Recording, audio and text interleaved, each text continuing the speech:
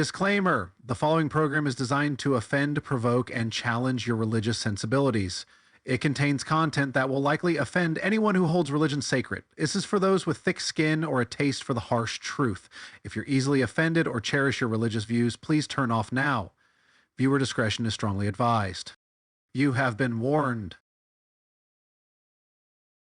Let me give you fair warning right now. This is not a troll the verse video. This is just a versa-troll video, which means I'm just going to talk. So let's be honest. Some people don't actually believe the Bible. They believe in believing it. And I know that sounds like nonsense, but I come from a deeply religious background. We're talking cult level material. People with multiple degrees, highly educated, fully rational in every area of life except this one. They know the Bible makes no sense. They've seen the contradictions. They've watched the apologetics implode, but they still believe. Not because it's true, but because it's comfortable. I could show my family video footage of Jesus never leaving the tomb. I could loop it for a year with his body slowly decaying like a bad time-lapse experiment, and they would still say he rose from the dead because they don't believe the story. They believe in the belief itself. And that's what this video is about. Recently, I read philosopher Daniel Dennett's book, Breaking the Spell, and it hit me hard. He coined the term belief in belief. The idea that people will defend religion not because they believe it's true, but because they believe believing is good for society, for morality, for emotional support. And he's right. But where Dennett tiptoes, I'm here to stomp. Because belief in belief is how people justify clinging to talking snakes, worldwide floods, and a God who throws tantrums even when they know better. It's the religious version of pretending your childhood teddy bear still protects you from monsters, even though you're 40 and pay taxes now. This video isn't just about theology. It's about the psychology of needing fairy tales to feel okay in a chaotic world. Because if life feels meaningless, what better way to cope than to believe a Bronze Age book holds all the answers, especially when it's conveniently vague, violently dogmatic, and contradicts itself every third chapter. So today we're not just trolling the Bible, we're trolling the desperate need to keep believing in the Bible even when every brain cell is quietly whispering, this is total garbage. At first glance it sounds like a stutter, but no, belief in belief is an actual concept coined by philosopher Daniel Dennett. It describes people who don't necessarily believe in God or the Bible, but believe that believing is good. For instance, somebody that says, I'm not sure if it's true, but society would fall apart without religion, so let's all nod and pretend along. It's not real faith, it's faith in the usefulness of faith. It's like that guy you might know who hasn't actually read the Bible since Sunday school, but insists it's the foundation of morality. He's super bright, that guy. Or the woman who says, it doesn't matter if the story of Noah really happened, the point is it teaches obedience. Right? Because nothing screams obedience like building a boat for imaginary rain based on divine weather forecasts from a genocidal invisible being who lives in the sky. Belief in belief is when people defend the structure, the tradition, the warm, fuzzy feelings, not the actual theology. It's cultural inertia dressed up as divine conviction. It's the instinct to keep the myth alive, not because it's true, but because they're scared of what happens if it dies. Some of the biggest defenders of religion are secretly agnostic. They'll never admit it, but you can hear it in the way they hedge. They say things like, well, the Bible is meant to be interpreted, or maybe it's not literally true, but it has great lessons, or even, we can't prove God exists, but we can't prove he doesn't. That's not belief, that's ideological insurance, the kind you cash in when the world feels too uncertain and you want to believe someone is in charge, even if that someone once drowned everyone except one family and 2 kangaroos. Belief in belief lets you have your cake, eat it, and pretend the cake was baked by Yahweh himself using sacred ingredients no one's allowed to question. Because the second you do question it, the whole system unravels. And belief in belief hates unraveling. So what happens when the illusion starts to slip, when even the most devoted believers start noticing problems? Like how the omniscient God in Genesis suddenly has to ask Adam, where are you? Like God misplaced him in the garden. Omniscient my ass. Or how he sets up the tree of knowledge, tells humans not to eat from it, then lets a talking snake wander in unsupervised. That's not divine wisdom. That's God running an escape room and acting surprised when someone solves the puzzle. Then there's Noah's Ark. 2 of every animal across the entire planet, including polar bears and penguins, all living on one boat for a year without eating each other or dying of disease? Sure. And I'm the Queen of England. Even the New Testament isn't safe. Jesus walks on water, curses fig trees, and tells people to gouge out their eyes if they sin, because apparently the Son of God thought spiritual growth required creative dismemberment. And yet people see these contradictions and say, it's a mystery, or you're taking it too literally, or the my comments section favorite, you need faith. Shut up already. No, you need a better editor, or at least a theology that doesn't collapse the moment you actually sit down and read it. But here's the thing, they know. Deep down, they see the cracks. They just won't admit it. Because to question the story means questioning everything it props up: identity, morality, purpose, and the afterlife.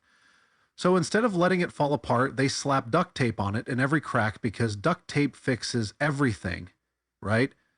Apologetics, reinterpretation, metaphors, anything to avoid the reality that the whole thing might just be made up. Because if the Bible isn't true, then what is? And that question is scarier than any lake of fire. So rather than face it, they cling harder. Belief in belief isn't about truth, it's about emotional survival. And no amount of logical contradiction can compete with the desperate need for meaning. No, I don't mean Joe Rogan fear factor. Calm down. So let's cut the BS. Belief in belief isn't driven by logic. It's driven by fear. Raw, existential, soul-gripping fear. The kind you get at 3 a.m. when you realize that one day you're going to die and the universe will keep spinning like you never mattered. I once asked someone why they believe. They said, because I'd rather be wrong and go to heaven than be right and go to hell. That's not faith. That's a hostage situation. That's what really fuels this entire circus. Not divine love, not historical accuracy, just fear. Fear of death, fear of being alone, fear that there's no final justice, no grand purpose, no sequel after the credits. Enter religion, the emotional support for the human condition. The Bible doesn't have to make sense because it promises something far more addictive than logic and certainty. Certainty that someone's in charge. The certainty that death isn't the end. The certainty that bad people will get what's coming to them even if real life keeps letting them off the hook. It's a security blanket stitched together with trash that you won't admit is trash and laced with just enough guilt to keep you clutching it until you're 6 feet under. You're told you're special, you're loved, there's a divine plan, even if that plan includes genocide, plagues, talking animals, and eternal torture for believing the wrong things. But hey, it's still better than nothing, right? People aren't stupid. They know a snake didn't talk. They know the earth isn't 6,000 years old. They know prayer doesn't regrow amputated limbs. But they don't need it to be true. They just need it to be reassuring, because the alternative is terrifying, that we're on a rock in space with no manual, no author, and no guaranteed ending. That your life doesn't come with a scorecard, that nobody's watching and nobody's coming to save you. And for a lot of people, that's too much to bear. So they believe in belief, not because they're convinced, but because letting go means facing the void. I feel like I'm giving a TED talk today, but I don't care. I don't get paid for this shit anyway. Here's the part believers don't talk about at Bible study. It's not just about faith, it's about belonging. For most people, religion isn't just what they believe, it's who they are. It's their friend group, their family, their childhood memories, their potlucks, their weddings, their funerals, their entire life script from cradle to grave. You weren't born believing in Genesis. You were taught it before you could spell your own name. Before you learned to question, you were handed answers, written in stone, even if they made no sense. Leaving religion isn't just changing your mind, it's social suicide. It's saying goodbye to mom's approval. It's being the weirdo at Thanksgiving. It's watching your friends whisper behind your back because now you're one of those people. This is where belief in belief really digs its heels in. Even if you stop believing, you keep pretending because pretending is easier than starting over. You go to church, you nod along, you recite the verses, not because you think they're true, but because you've been programmed to think that without belief, you're nothing. You weren't taught to evaluate claims, you were taught to wrap your entire sense of self around them. So when someone questions your faith, it doesn't feel like a disagreement, it feels like an attack on your soul. And that's by design. That's how this whole system survives, by replacing your critical thinking with tribal loyalty. It's not about whether Genesis makes sense. It's about whether you still get invited to game night. The uncomfortable truth is, even when people know it's all crumbling, they'll cling to it because they don't want to lose their community, their identity. Belief is safe. Belief has structure. And doubt is messy. Doubt gets you exiled. So instead of ripping off the Band-Aid, people settle for this weird middle ground where they don't believe the doctrine, but they still defend the tradition, where they roll their eyes at the sermons, but still kneel for the ritual, where they keep showing up every Sunday because it's easier to blend in than admit they've moved on. It's not faith, it's habit. It's like a drug, it's inertia, and the system counts on it.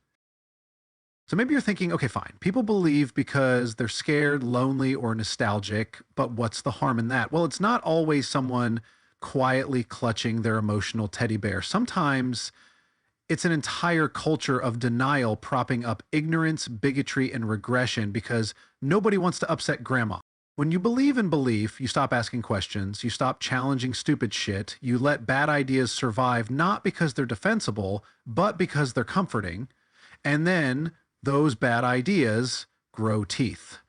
You get people who reject science because it contradicts their inspired book, vote for policies based on ancient superstitions, shame people for their identity because Leviticus said so, teach kids that hell is real and dinosaurs were on the ark. Even the cozy suburban church with donuts and acoustic guitars still preaches that questioning God is a sin and that billions deserve eternal torment. They just smile while doing it. And when you try to confront them with facts, they don't even try to refute you. They just say, well, I don't know, but I believe it's true. That's the unsettling reality of belief in belief. It puts feelings above facts. It treats ignorance as a virtue. It turns blind loyalty into morality. And the second you challenge it, you're accused of being hateful, arrogant, or attacking their faith, as if asking for evidence is somehow a personal assault. But this isn't just bad for public discourse. It's dangerous because when people stop caring whether something is true, they'll defend anything that makes them feel good. Slavery in the Bible, it was a different time. Genocide by divine command, God had his reasons. Eternal torture for disbelief, well, God is just. That's not faith. That's a moral bypass, and it's fueled by people who've decided that the idea of religion is so sacred that we're not allowed to question what it actually says. Belief in belief doesn't protect truth, it protects delusion, so long as it's dressed up in reverence and ritual. And when a delusion goes unchallenged, it becomes dogma, the kind that burns heretics, silences critics, and holds entire societies hostage to mythology. Comfort isn't truth, and pretending something is real because it makes you feel better, that's not wisdom, that's emotional blackmail dressed up as what you like to call faith. Belief in belief keeps people stuck in a cycle where doubt is sin, questioning is rebellion, and truth is whatever helps you sleep at night. But reality doesn't care how badly you want a sky daddy. The universe isn't obligated to coddle you because the Book of Psalms makes you feel warm inside. Yes, letting go of belief is terrifying. It's raw, it's lonely, it strips away the illusion that someone's watching, that your pain has a purpose, that your story ends with a happy ending. But you know what else it does? It makes you free. Free to think, free to question, free to live in reality instead of clinging to fantasy, free to build meaning without contorting your brain around ancient tribal mythology. You don't need a 2,000-year-old rule book filled with contradictions to justify your existence. You don't need a divine surveillance system to behave ethically. And you sure as hell don't need to pretend a genocidal flood myth holds any truth just because your pastor cries during sermons. Belief. In belief is the last defense of a system running on fumes. It's the spiritual equivalent of Stockholm Syndrome. You've been told the cage is sacred, so you stop trying to leave, even after you realize the door's been open the whole time. So here's your reminder. You don't have to believe in belief. You're allowed to outgrow it. You're allowed to think for yourself. And if that makes people uncomfortable, good. Maybe they'll start thinking too. You're also allowed to keep believing it, even if you know it's not true. That's the great thing about being an individual with your own thoughts and feelings. Just try not to confuse it with facts. And don't bother subscribing if you're new to watching this channel. This is not my normal type of video. I usually just hang out and make fun of the Bible all day. So unless you're into that, I definitely wouldn't bother subscribing. Have a great day, everyone, and see you in the next one.